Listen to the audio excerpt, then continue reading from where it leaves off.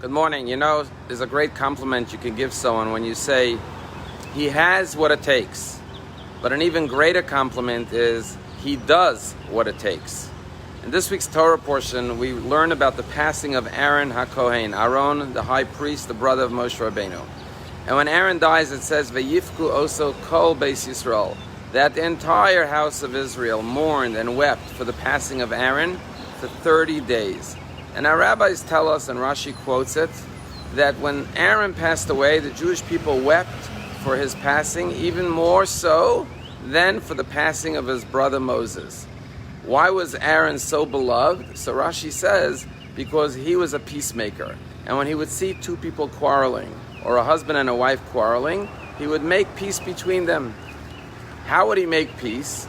Says Rashi, he would go to each party and say, I ran into the other person, whether it was a husband or a wife or a former friend, now turned enemy, and say, he really regrets what happened, he feels bad, he misses you, he really would like to make peace. And then he would go to the other person and say the same thing. And he would bring the two parties together and make peace between them. And the simple understanding of this Rashi is that he would actually lie, he would fabricate and put words in the mouth of each other to bring them back together. And from this, the rabbis say, you see that it's permissible to lie for the sake of peace. Even though truth is a great virtue, yet peace is an even more important virtue. And for the sake of peace, you're allowed to tell a white lie to make peace between people. And that's something we all do practically. Sometimes we don't tell the whole story, or we change a few words in order to make peace amongst people. And that's permissible according to Judaism, and no one other than Aaron the high priest practiced that. However, the Lubavitcher Rebbe gives a much deeper interpretation. And he says, you know what? Aaron wasn't lying. He was telling the truth. Why?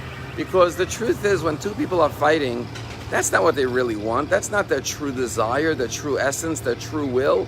Which person wants to be in a fight with their spouse? Which person wants to be in a fight with a relative, with a brother, with a friend? Everyone wants peace. Unfortunately, sometimes our ego, our insecurities, our fears get in the way and cause us to have conflicts with one another. So when Aaron said, the other person really wants to get together with you, he would like to make peace, he wasn't lying, he was telling the truth. Because the deep desire of every person is to live in peace with every person. Everything else is just a secondary cause that's affecting their relationship in a negative way. But their true desire, in essence, is to live in harmony and peace with every person. That's the true desire of every human soul. And therefore Aaron was not lying, he was actually telling the truth. And that's why Aaron was so loved by the Jewish people, because the greatest gift you can give someone is showing them their own true nature, their true potential, revealing their true essence. Aaron was like a miner. Just like a miner doesn't look at the ground and see dirt, but sees the minerals and the diamonds and the gems and the gold and the silver and the oil and the water and all the resources beneath the surface. When Aaron looked at a Jew, he didn't see the superficial, egotistical side. He saw the inner soul, the inner beauty of the person. And like a miner with determination and persistence and knowing where to dig, he was able to uncover their true essence, their true desire, which is to live in peace and harmony. And therefore, Aaron teaches us not only that we should sometimes not tell the whole truth in order to restore peace, but furthermore, you're actually telling the truth. And when you know you're telling the truth that the person wants to be in peace, then you have much more conviction and passion and determination, and you will be much more successful in bringing the two arguing and disagreeing parties back together again. There's a famous jazz singer whose name is Louis Armstrong, and he was born in 1901. He was born to a very, very poor family, and in 1907 his parents could no longer take care of him, and he was adopted in New Orleans by a Jewish immigrant family, the Karnofsky family, and they adopted little Louis at the age of 7. And their family came from Lithuania, and she spoke fluent Yiddish, the mother, and she would put him to bed with Yiddish lullabies and showed him love and dignity and caring as a result of this love.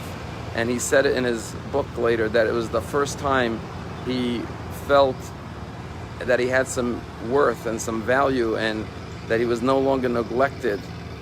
And he grew up with a love of Jews.